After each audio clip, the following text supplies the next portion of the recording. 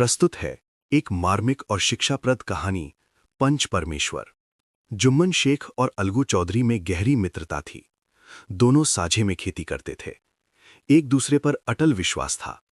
पर समय बदला और मित्रता की परीक्षा का अवसर आया। जुम्मन की बूढ़ी खाला ने अपनी सारी संपत्ति जुम्मन के नाम कर दी, इस शर्त पर कि जीवन भर वो उनका भरण पोषण करेगा।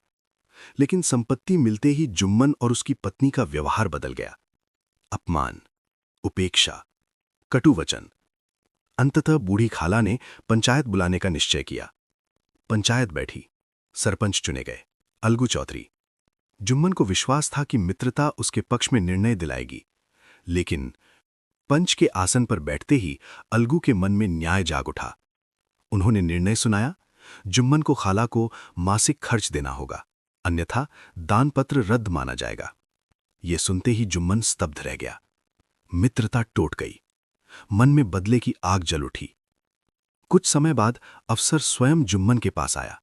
अलगू का बैल, जिसे समझू साहू ने खरीदा था, अत्यधिक श्रम और उपेक्षा के कारण मर गया। विवाद बढ़ा और फिर पंचायत बैठी। इस बार सरपंच चुने गए जुम्मन शेख। अलगू का हृदय धड़क उठा। अब क्या होगा? पर जैसे ही जुम्मन पंच के आसन पर बैठे, उनके भीतर भी न्याय का प्रकाश जाग उठा। उन्होंने फैसला सुनाया, समझू साहू बैल का पूरा मूल्य चुकाएंगे, क्योंकि बैल की मृत्यु उनकी लापरवाही से हुई। ये सुनते ही अलगू की आंखें भर आईं।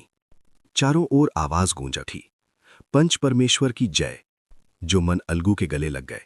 बोले, आज समझ में आया, पंच के पद पर न कोई दोस्त होता है, न दुश्मन, वहां केवल न्याय होता है।